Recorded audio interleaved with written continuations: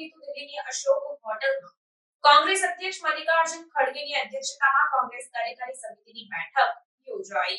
કોંગ્રેસ અધ્યક્ષ મલ્લિકાર્જુન ખડગેની અધ્યક્ષતામાં કોંગ્રેસ કાર્યકારી સમિતિની બેઠક દિલ્હીની અશોક હોટલમાં મળી છે. બેઠકમાં સોનિયા, રાહુલ, પ્રિયંકા ગાંધી સહિત ઘણા દિગ્ગજ નેતાઓ હાજર છે. ખડગેએ કહ્યું કે જ્યાં પણ રાહુલ ગાંધીની ભારત જોડો યાત્રા અને ભારત જોડો ન્યાય યાત્રા પસાર થઈ ત્યાં પાર્ટીની બેઠકો વધી છે.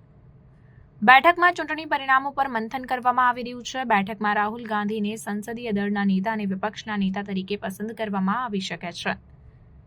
દિલ્હીમાં CWCની બેઠક પહેલા કોંગ્રેસ સાંસદોએ રાહુલ ગાંધીને વિપક્ષના નેતા બનાવવાની માંગણી કરી છે. કોંગ્રેસ નેતા જગદીશ શર્માએ કહ્યું, હું અને કોંગ્રેસના તમામ નેતાઓની માંગ છે કે રાહુલ ગાંધીને લોકસભામાં વિપક્ષના નેતા બનાવવામાં આવે.